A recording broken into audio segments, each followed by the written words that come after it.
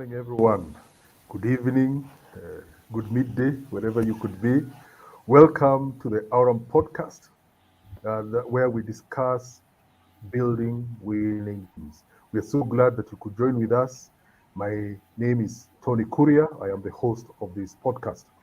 The Aurum podcast is hosted by Aurum Consultants, a human resource and risk advisory company where we help companies deal with the challenges of the human resource component in all its facets, from from HR itself to risk advisory issues regarding risks that come into the workplace. With me, I have two of my colleagues, the two panelists who are specialists. They are gazetted by the Kenyan government as certified human resource professionals, legalized to talk about HR with all authority. Starting with Zipporah Kuria, the Managing Director of Aurum Consultants Limited. Welcome, Zippy. Thank you, Anthony. Good morning, viewers. Good evening, good afternoon, wherever you are. Thank you for joining us this morning. Yes, and with us also, the second panelist is the HR specialist, Madam Martha Thuku. I nearly called you as a Zulu name. Martha Thuku. Welcome, Martha. Thanks so much, Tony. And good morning, viewers. Good evening, wherever you are. We welcome you to our podcast. We are in Nairobi, and today it looks cloudy. We thank God that it's going to start raining. Thank you. Absolutely, absolutely, Martha. Indeed, when Nairobi, we have been in such a season where even clouds are appreciated, leave alone even rain. Now, to our viewers, last week we were discussing about the employee experience that is attracting and hiring. Specifically, we were discussing about improving the candidate's experience. And as you know, if you were here last week, you noticed that we spoke and we reached a point where we decided we have to continue with that conversation because we had several discussion points we wanted to bring across briefly, but even briefly, it consumed all of our time that we had. So, whatever was remaining, we want to discuss it today. And if you're there, you are thinking you are a HR professional, you are a business executive, you have been through the process of trying to attract and hire the very best, and you're wondering, how do you improve? You've been told, feedback has come to you that the candidate's experience of those coming to your company has not been good, things like that, and you're wondering what is the magic key? What is the master key of attracting and hiring the best candidates, and how do you do it? So you are in the right place, and we thank you for joining us. So last week we talked, Zippy. Last week we hinted together with Martha, we hinted why is the candidate experience important during the recruitment process. I remember we just discussed a few things like the application process ought to be easy, the JD, job description, ought to be clear, the medium of recruitment should be targeted appropriately. Those are some of the pointers I remember. So if we could begin there before we go a bit deeper. Uh, how then? Okay, you've done all that. You've prepared your JD. It looks good. It's appropriate. The application process is straightforward. Whether it's clicking through a link or whether it is, calling, sending a CV, email, whatever it is straightforward. So, how do we proceed from there? How do you then improve that experience now that you're now in the process of catching momentum of bringing this person in? How then do you improve the candidate's experience as you're doing the hiring and the recruitment? Let me start with you, Zipe. Thank you, Anthony. Let me just pick up from last week, then we can pick the conversation as we go along. And, I'm just remembering this saying that first impressions matter, and they actually make you make a judgment about someone, about probably an organization, And I think those experiences, people are looking to work inside our organizations. I think they play a very big role. How they interact with our material, how they interact with whatever we have put out there, even before they come into the organization, gives them a mental picture of the kind of organization they might be dealing with. And how as a candidate I feel about this experience. I think it plays a big role and a vital role in me making a decision, whether good or bad, whether I'm going to make a decision to either apply for this job or whether I'm going to work for this organization if I'm given an offer. We've seen situations where you go through a very long process of doing recruitment. You get to a point where you have settled on a candidate, and we are happy and we are good to go, and you give the candidate an offer, and the last minute the candidate pulls out. And sometimes you wonder, what happened. And sometimes when you look back, it's probably the experience, is probably they realize this is not the kind of an organization I was looking at working for. It's not the kind of a job I was probably looking for. And if I remember last week, we did mention, it's not just employers who are looking for the candidates. Now, candidates are actually also looking out for the employer. They're also interviewing in the process to see, do I really want to work for you? Is this a place I want to spend the next 2, 3, 5 years in? So again, for us to just be aware, so that even as we are putting out our information out there, we are giving the relevant information, we're giving the correct information to people who are looking at interacting with our organization, to potential employees. We've had organizations, with a vision, or an organization who is actually referred to an employer of choice. What is it that they are doing, even to attract good candidates who would want to work for them.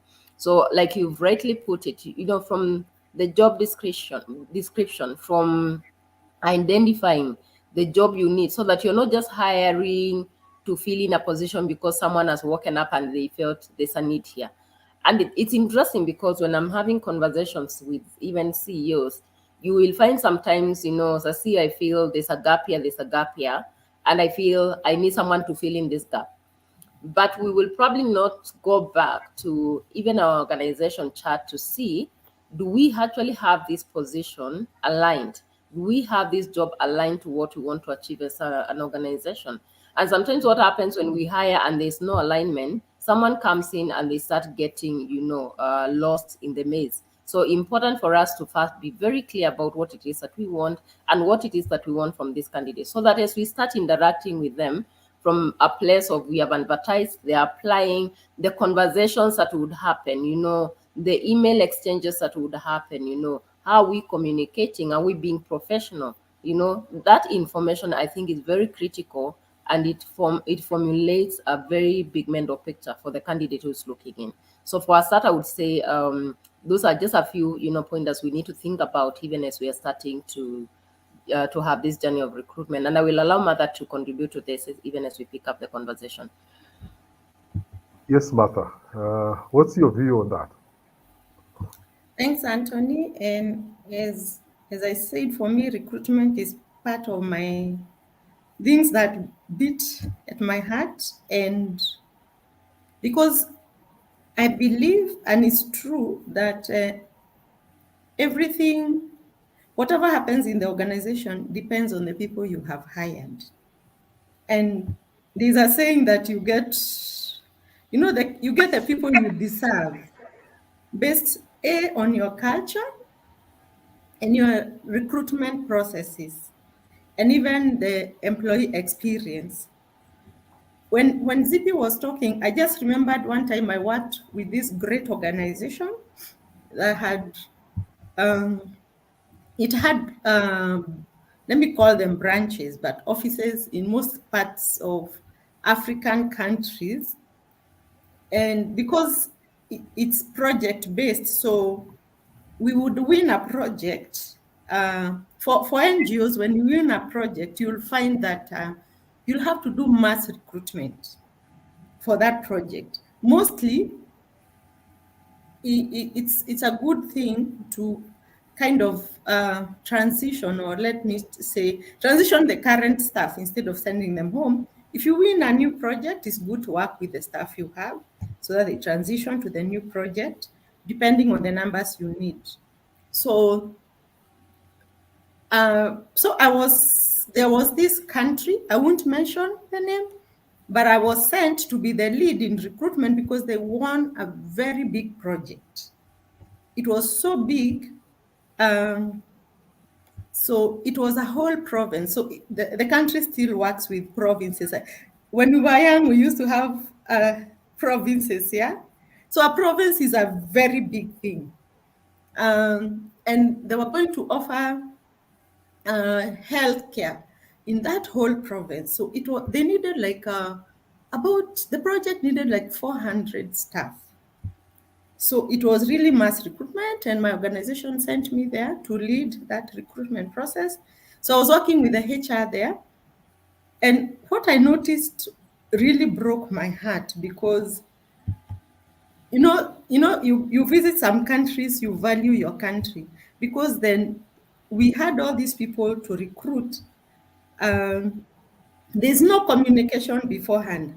So I remember candidates were being called in the night, like 8 o'clock.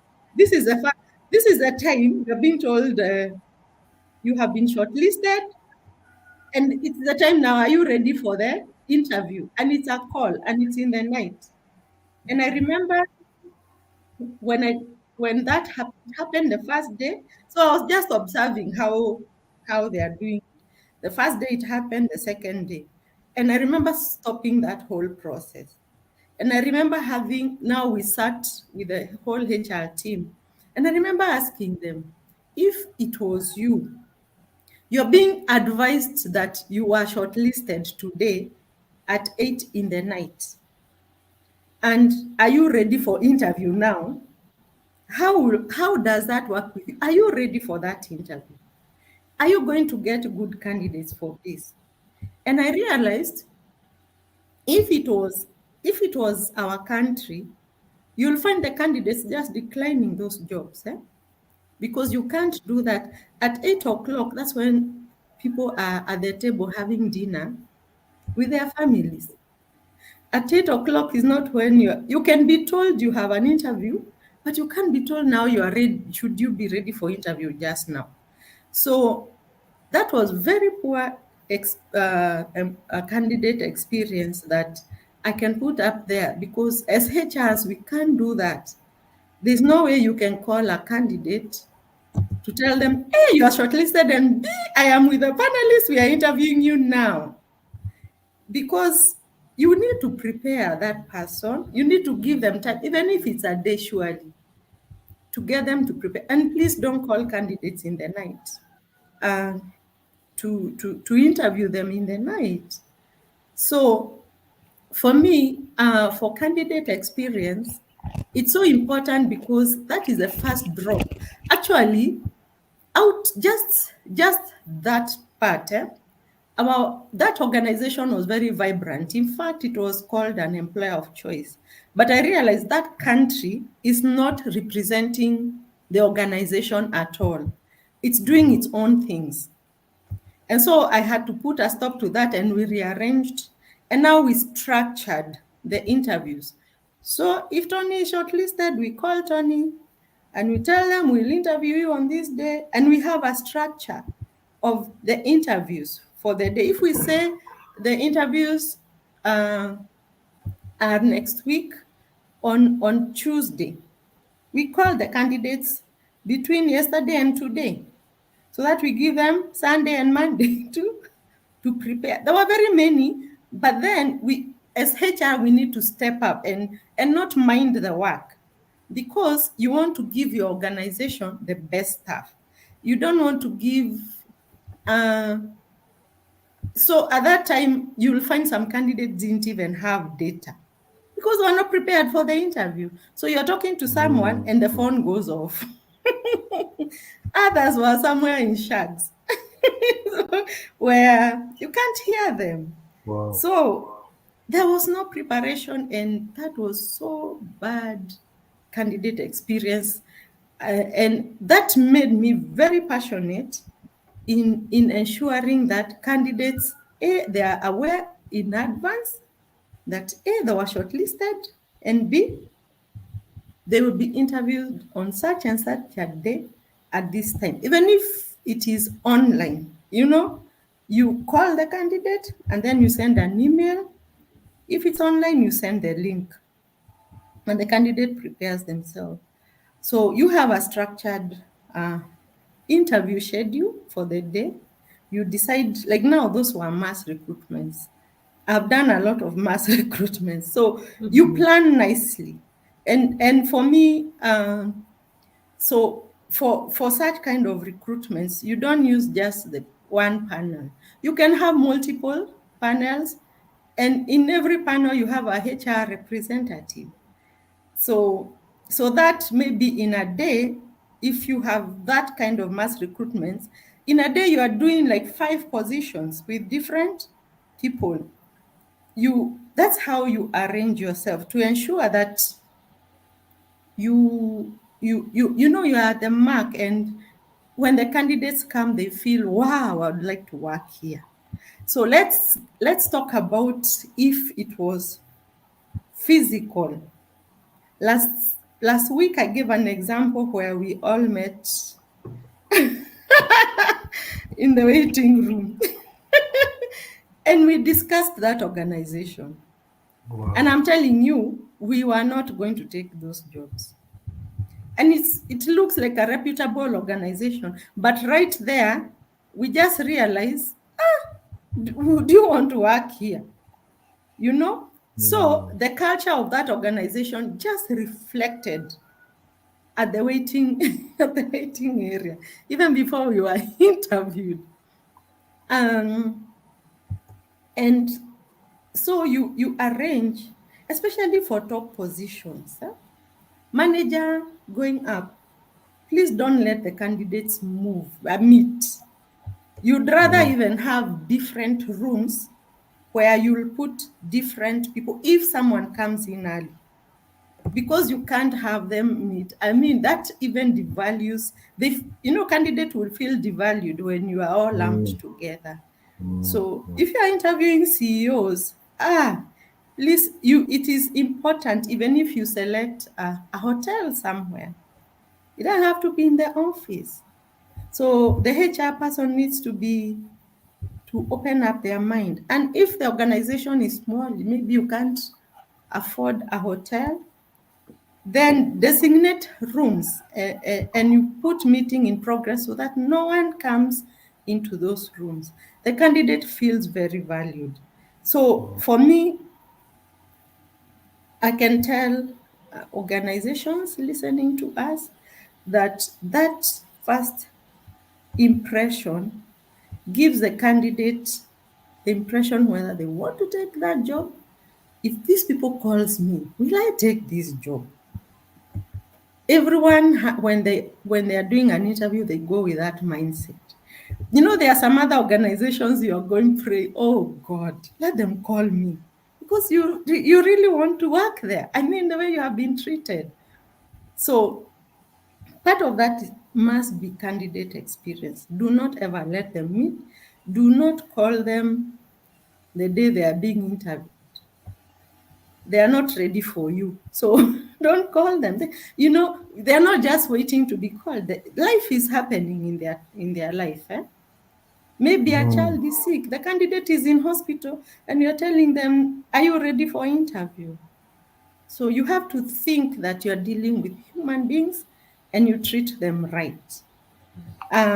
So because this is a discussion and we are discussing a lot of candidate experience, first of all, I'll leave it there. I would want Zippy to continue with the discussions as we go ahead. Thank you.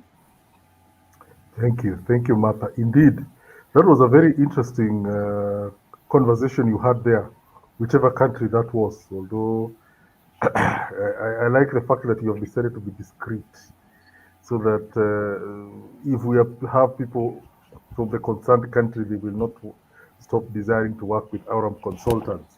I like that.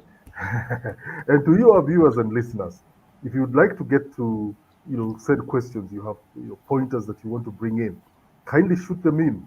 Kindly, even if it is offline when this show is being shown later, when you have a question, we are always in tune to listen to comments that come online or offline. So kindly shoot the questions. We will find a way to either get in touch with you or discuss them in the next following podcast.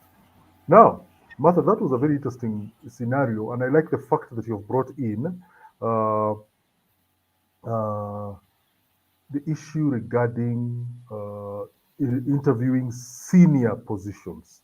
Senior positions, we are talking about, let's say you're bringing a general manager, or you want to hire, the head of finance, you want to hire a head of marketing, you want to hire somebody, somebody a senior. It could be even a CEO, the way you've put it. The fact that the higher you go in terms of the job scale, then the more discreet, if I could use that word, the more discreet, the more nuanced you should, as a company, in the process of hiring. Because as both Zippy and Martha, you've said, uh, the candidate is also interviewing you. They are also measuring you up as you measure them up. I gave the example of a bank, one of the banks here in Kenya. I was called for an interview. I mentioned last week. I was called for an interview, and just from the time I entered in, sat down, sat before the panelists, I'm thinking, okay, am I in the right place? Have I come to? Am I doing the right thing? Do I really want to work for these people? And Martha, the way you've seen is how, where you're, the process of welcoming candidates, having them seated, the way you treat them, the way you usher them into the interview room. How many are you? Especially in certain positions, Martha, you will accept. Let's assume you're hiring a cashier, or you're hiring, a cash manager, you're hiring, there's this low cadre. You're thinking, you know what, they can all come here. If we want two or three, so even if we have 10 candidates, it's okay. It's okay, we can all meet. But as both you and Zippy have said, it has to be, you have to treat people with dignity. That when they come, they're not all crammed up in one place. They have come for casual application, they're casual laborers. But then also, and this is something Zippy probably you can hint, I would want to hear you ladies, and I'm sure a number of people who are either interviewers, they do the interviews, or they have been interviewees, like I have and some of you have. How should the panelists, those who are now doing the interview, this one, it just came in my head, I thought to ask this. How should the panelists handle themselves in order to improve the candidate experience? Because that interview I went to, the panelists really, I looked at them and I thought, no, I don't want to work for these people. I mean, their faces were like the faces of rocks, the faces of lions. They were looking at me like, dude, impress us very much before you even consider hiring you. And I'm thinking, can I really impress these people? Why did I even bother coming? So Zippy, probably you can tell us what advice can you give when during the interview process, during the attraction and selection process? This is just a discussion. How should the panelists conduct themselves in order not only to give a good experience to the interviewee, but also to get the best and know whether they're hiring the right person or not? So thank you, Anthony, for that question. And I think I will just speak from experience because I think I've had experience being interviewed and experience being an interviewer. Let me just start by saying, when we're talking about this employee experience, because our viewers might be wondering, this employee experience with this candidate experience, I mean, what's a big deal?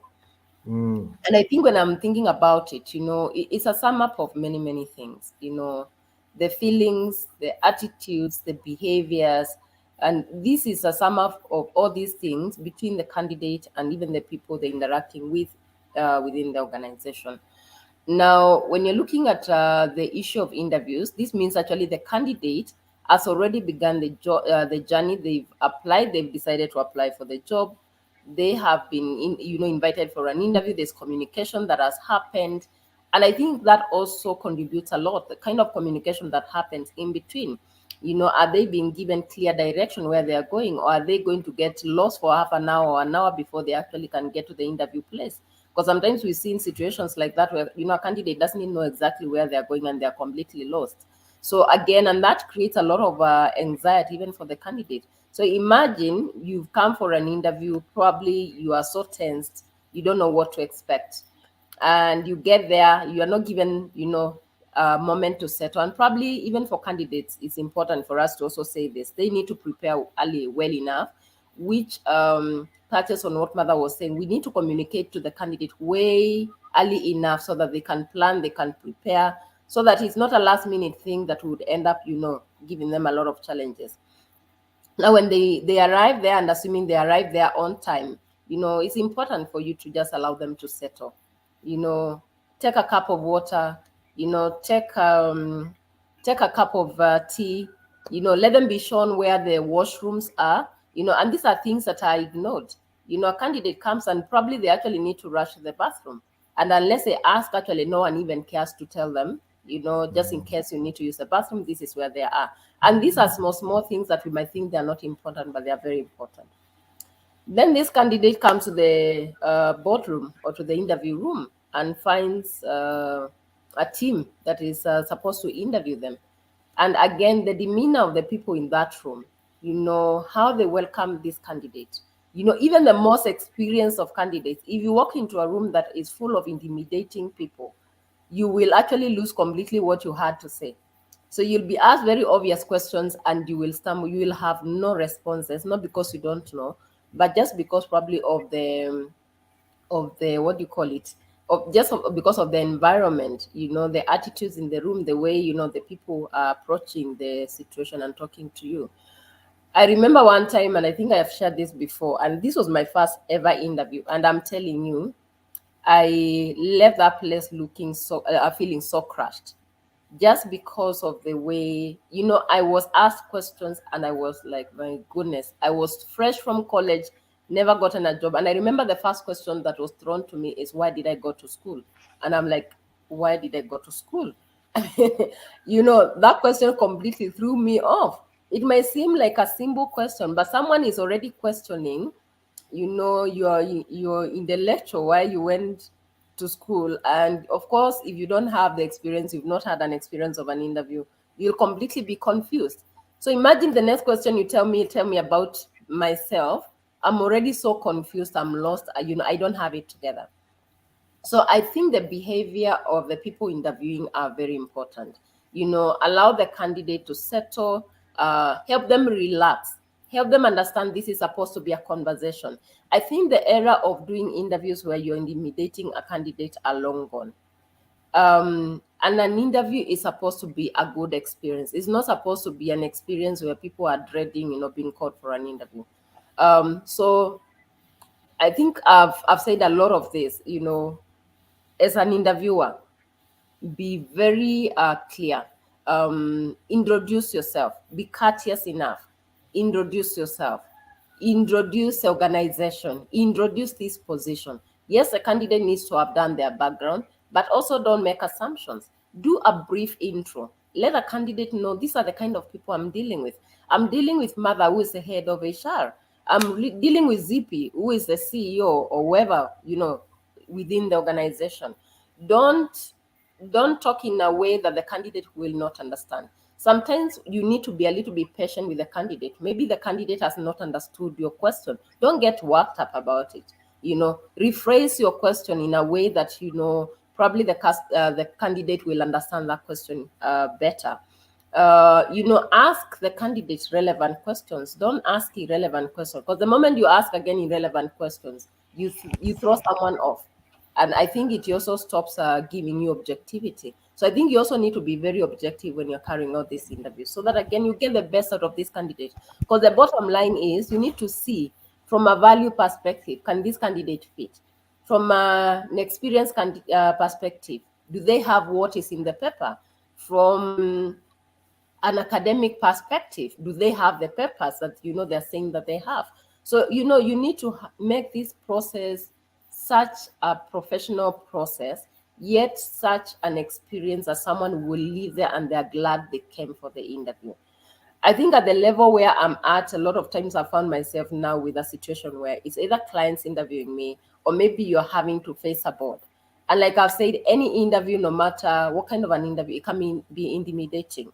But again, the approach of the people who are on the other side, who are supposed to make it easier for you, I think also determines a lot how that conversation goes. So I think that's my take, Anthony, in terms of just how do we behave during the interview process.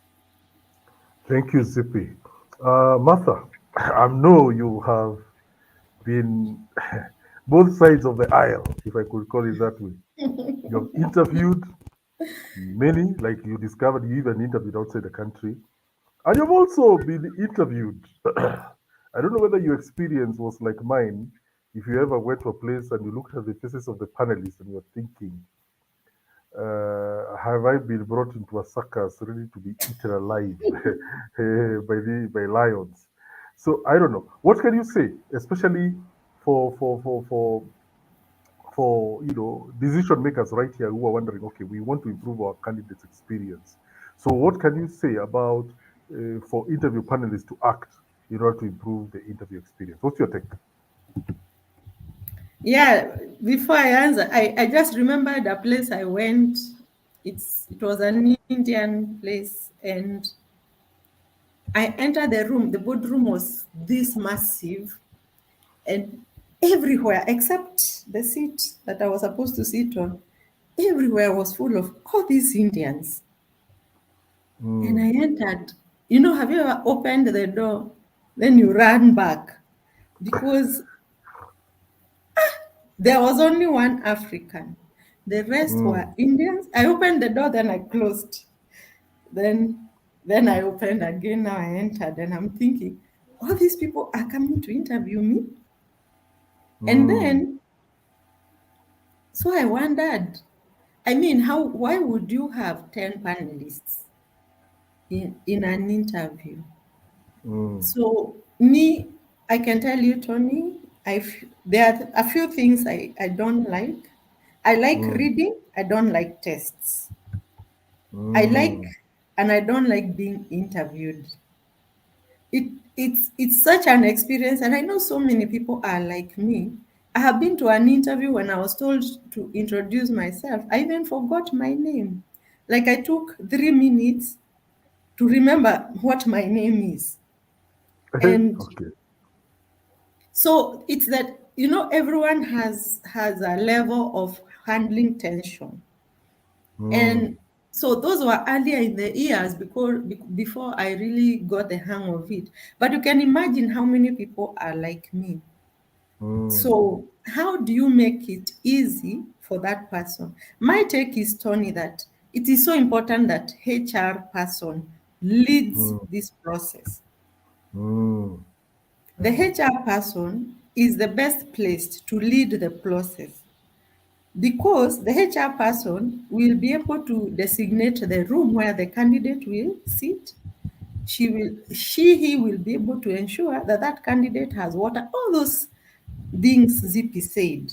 Get to see mm, the toilet because maybe you came rushing, you need to go to the washrooms to just freshen up, mm, take some water. If there is coffee, tea, offer, let the person say no. mm, Um, and keep them at ease. And it's so important to tell them once you're ready, I'll come back to take you to the panelist in 5 minutes, 10 minutes. Communicate. Should there be a mm, delay, it's so important you go back to that room mhm, and say, we are getting late. We'll be with you in so many other meetings. That feedback that the person feels wow. mhm. And the panelists, I have always advocated for structured questions for Yes. the panelists because then you will not be dissecting and asking everyone asking when they see ZP, why aren't you very light and very black? Someone Yes. just start asking you questions that are irrelevant. So you Yes. structure questions so that, and every question you have put a score so that based on what someone answers, you put that score. And because you will have scores, you can add them up and you will be able to kind of have some objectivity in that recruitment.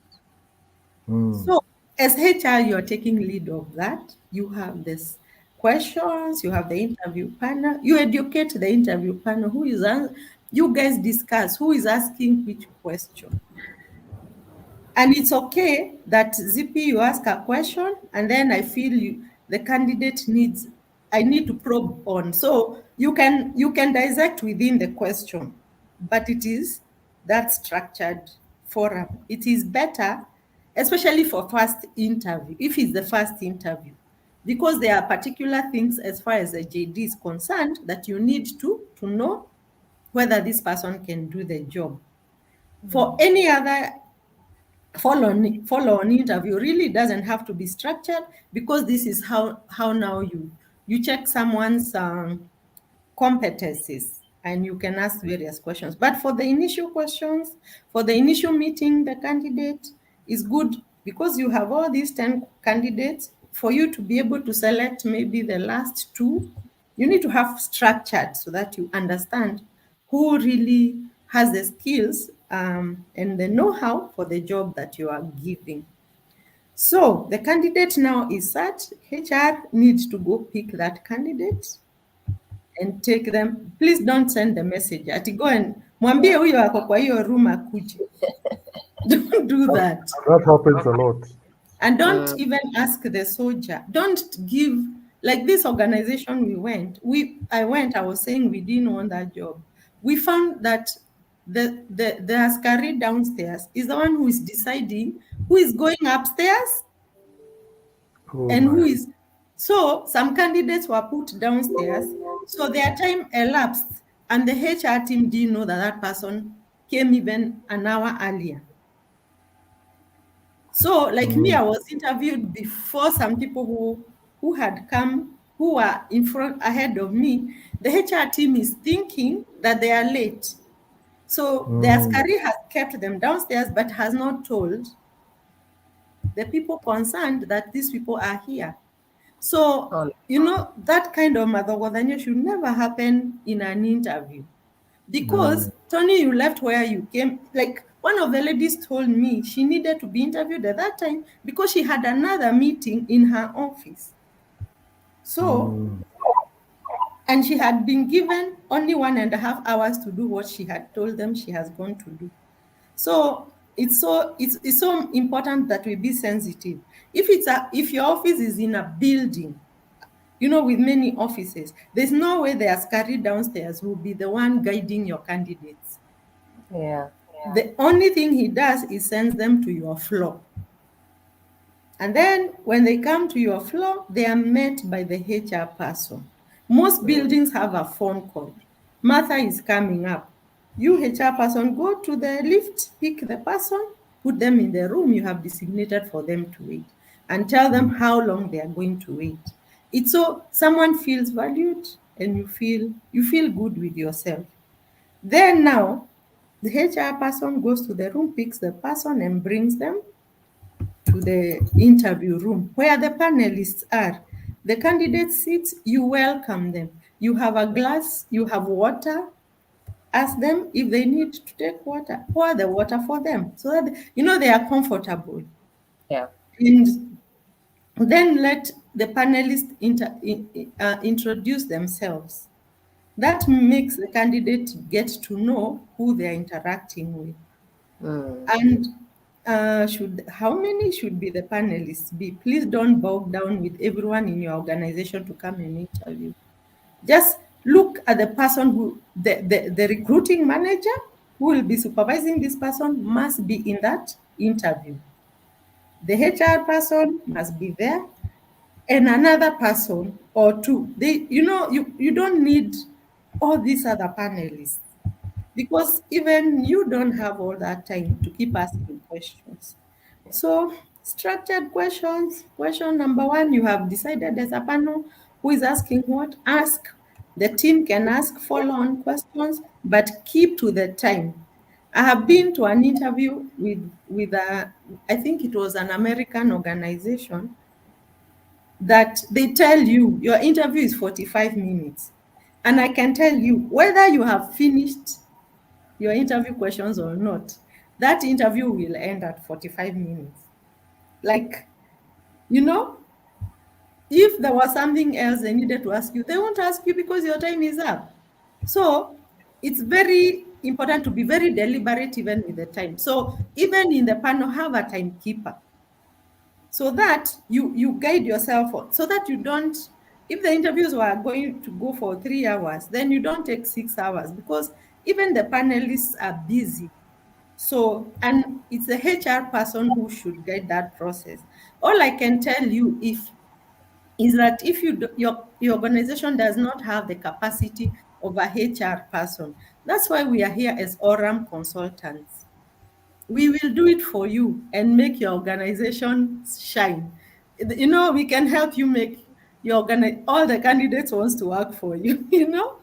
So reach out to us and we will guide that process and we'll make sure once the interview has finished, then give the candidate an opportunity to ask any question they have. And when they ask, it's also good to give them the next steps. Like, should you be there? Should you be the selected candidate? This will be the next step. If you're, you know, if you are not, so whether or not you succeeded, there will be some communication. And you give the timeline of that communication. And then, and some of these, I have also been failed in a few times when I have given a timeline and I don't communicate within that timeline. So you find the candidates are reaching out to find out. You are to communicate. So if it's a regret, it's okay to send an email. That is still communication. If it's the successful candidate, it's important first you call, before you send the email so that they feel important because then you want to proceed with this candidate. So once the candidate and you have agreed on the timelines, HR, please, you are going to stand, take the candidate out, take them to until where the askari now will show them where to go. That really, for me, I feel like that would be a very positive candidate experience. Thank you very much. Okay. And Mother, just to add on to that, and especially where the askari is involved, because they are the first people or employees, people coming from outside interact with. And remember, the impression they give actually reflects, it's a reflection of the kind of a culture you probably have inside. So I think also making sure the person at the security gate is well debriefed. They are aware that we are expecting candidates for interviews. They are briefed, this is how we expect you to behave. In terms of when you're interacting with them, when the candidates arrive, this is what you do, this is what you do. I think that is also very critical. Otherwise, again, I've seen situations where a candidate is actually invited for an interview and they get to the gate and they're getting frustrated by the security guard, like you said. So again, just making sure the plan is laid out all from the gate to the interview room. I think that is so critical. And I think it's important for us to just be deliberate. Because remember, sometimes I think we have this notion of people looking for a job, they're desperate. And that is not necessarily true. They are not desperate. The same way you're interviewing them as an organization, it's the same way they're actually looking out for you to see whether they want to work for you. I think that's what I wanted to add, Andrew. And ZP, it is so important because you already have the list of the people you're interviewing that day. It's so important to have that list at the askari. Yeah. So, and the instructions to the askari is that please send these people to me. The askari cannot make a decision where to put that person. Askaris have their own rules, eh? Like in that place, they are the ones who are deciding where utakaa room gani. So I think depending on how they see you. So there are some candidates who are made to stay downstairs and others who are made to go upstairs. So the askari is to just tick this person has come, call the HR person. So and so has come. They are coming up. That should be only. So the list should be at the gate or wherever it is that the first person they are coming into contact with is not the HR person, is the askari. So the askari must have the list for the day. So yeah, that helps in even the first impression of the candidate. Thank you. Thank you, ladies. Indeed, our time is really gone. As I said earlier, we began this last week and we can still keep going. And I want to appreciate to our viewers and our listeners for taking time to be with us. As you've seen, these are very practical issues. If you are there doing business and you're wondering, how do I handle this? The pointers that I've heard from the panelists are very, I've gotten feedback. Probably I've gotten feedback from people whom you wanted to hire and they declined your company's offer, or or you're hiring and you hear very bad reviews. People are saying the interview process, the recruitment process is really haphazard, as Martha has described, where you now have a security guard guiding candidates to come instead of your HR people being in control of the process. So if those are your questions, if you have questions about recruitment, you're wondering how do we proceed, you can always get in touch with us here at Aurum Consultants. You can get in touch by email, by the phone number at the bottom of your screen, emails, via LinkedIn, via Facebook, and even YouTube, and even on our website, www.aurumconsultants.co.ke. You can always reach out to us and we will help you smoothen the process of recruitment to be able to recruit right. Because recruitment is really a very, as we have had today and last week, it's a very sensitive procedure. And therefore, as a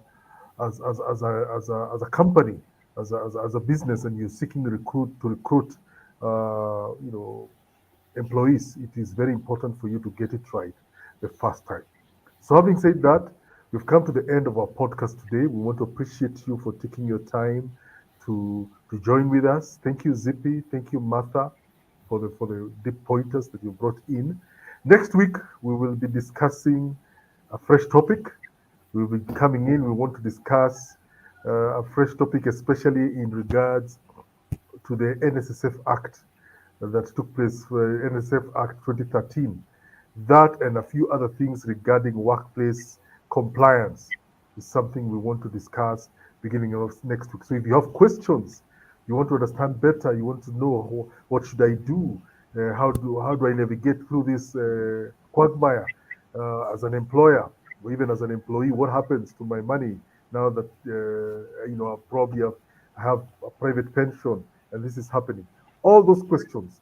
This coming week, this coming month, we will tackle that and among other things that touch on workplace compliance. Having said that, thank you very much for joining us. Have a great weekend and God bless you.